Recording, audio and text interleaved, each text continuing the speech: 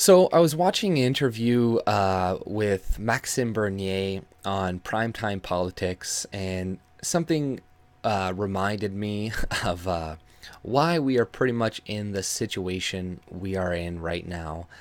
The interviewer asked Maxime Bernier, or he reminded him that, the experts say that we need 450,000 immigrants every year to pay for all of our social programs.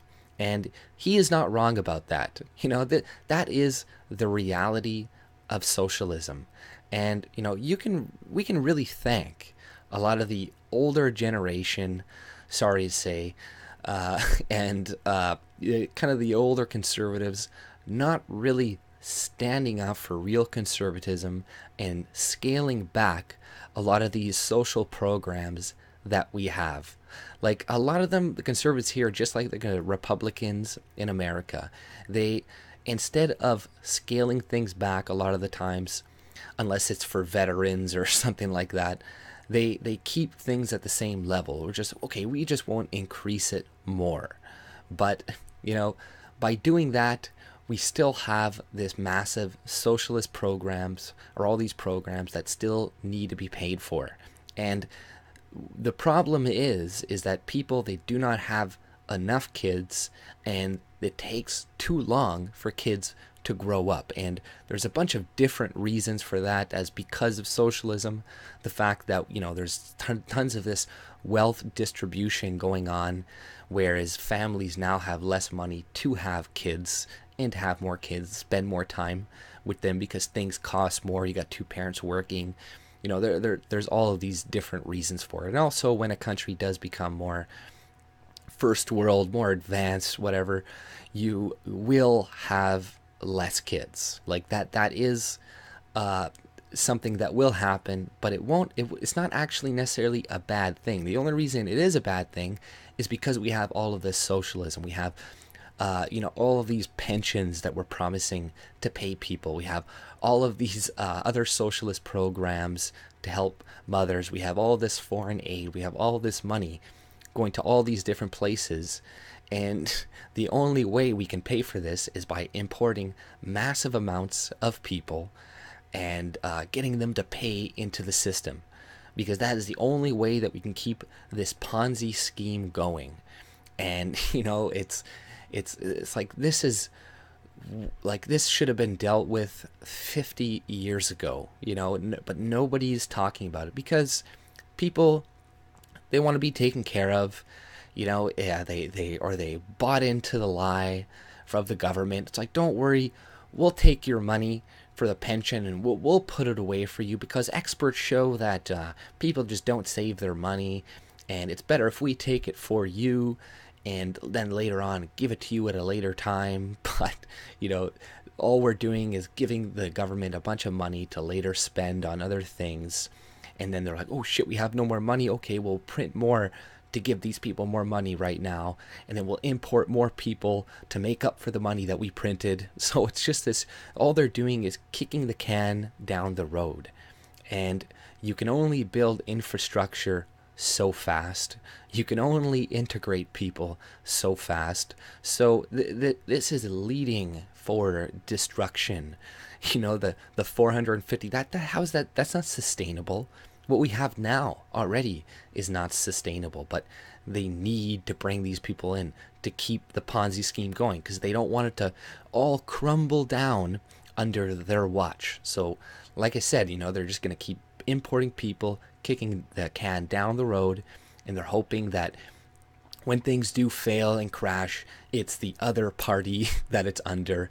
And if it does happen, they're just going to blame capitalism and say, okay, well, we need socialism. Like, they're still blaming the 2008 crash on deregulated capitalism and out of control capitalism. Where that is not the case. It was Bill Clinton and later on Bush forcing these companies or getting them to give loans to people who could not pay for them.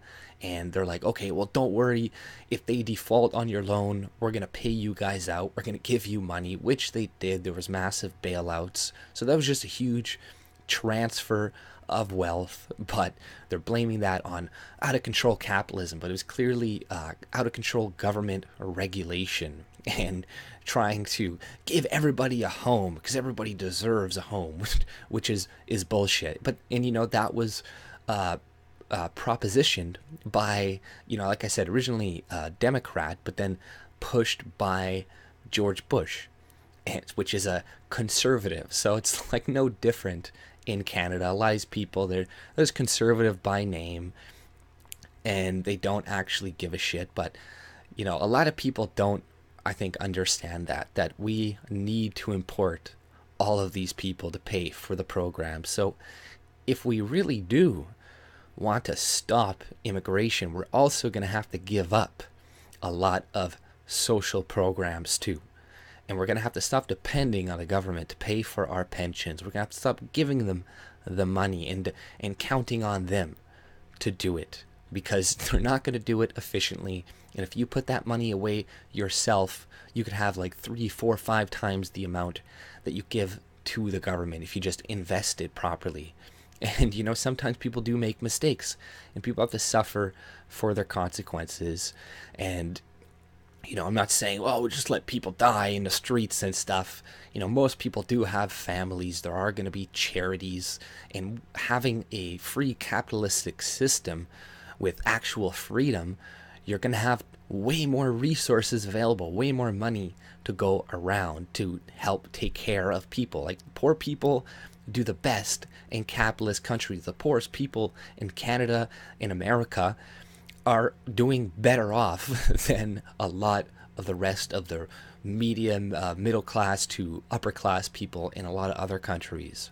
So clearly, more freedom would just make their lives even better. But people, they want to fearmonger. They want to be, oh, if you remove this, get rid of government and all these programs that we have, then everybody's going to be anarchy, and we're going to be people in the streets dying and all this shit. But it's like, having these programs now is going to lead to our replacement and the extinction of our culture and our race and everything, essentially, right? So we need to give up these programs. We need to look at ourselves and take responsibility also for our own actions, because a lot of people on both sides of the political spectrum voted for this or didn't speak up about it, because it's like, well, I didn't save that well, and now they're pretty much forced to be taken care of the government. And that's something else the government does do, because it's like, oh, don't worry, we're gonna take care of you. And then people are like, okay, well, I don't have to save anymore because I know it's covered. But what if this program fails in the future? Then you're going to be even more fucked. And that's what the government does.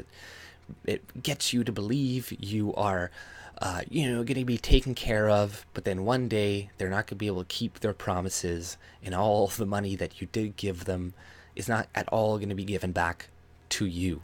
So it's like you may as well try to get rid of them now, so then you can start saving yourself. And people, that is kind of a way how we can have society kind of move more in a better direction with more smarter people. Because instead of constantly giving money to people who are making bad decisions, the people who are making the best decisions will have the most amount of money, the most amount of kids, and we're going to have smarter people going into the future. And the people who are going to make a bunch of bad decisions, we're not going to let them die in the street, but we're not going to give them enough money to fucking support a family and do all this shit. It's like, no. You should not be able, or not force people not to have kids, but it's like, we're not going to subsidize this type of behavior anymore, because that is, like I said, leading to our destruction. And we almost can't say anything about stopping immigration until we look at the social programs and say, okay, we got to get rid of this. We got to get rid of this. And once we get rid of these, then we can say, okay, now we don't need this many immigrants. Now we only need 100,000 a year to pay for this, and slowly scale things back. But both sides are too afraid to do that, because honestly, it's like once you give somebody something, it's really hard to take it away. Once you give people our healthcare, free healthcare program, free, it's not free because it's going to eventually lead to our replacement, but our free healthcare program, people get used to it. They don't want to think like, okay, how is this going to work without this available? So let's just keep it the way it is. Let's not make any changes. Let's just, and it's like, if you do try to take it away from them, they're like, no, fuck you. What are you doing? We need this. So it's, they're kind of screwing us over, because it would be bad to like have all these social programs and then just rip it away from people immediately. Like, you can't do that either. You need to slowly take it away little by little, but we're not doing that. We haven't been doing that. It's just been going the opposite direction. So if we want to avoid a huge crash where everybody loses everything immediately, and then we're like Venezuela, then we should start slowly taking back these social programs and, trying to avoid the eventual destruction of our country.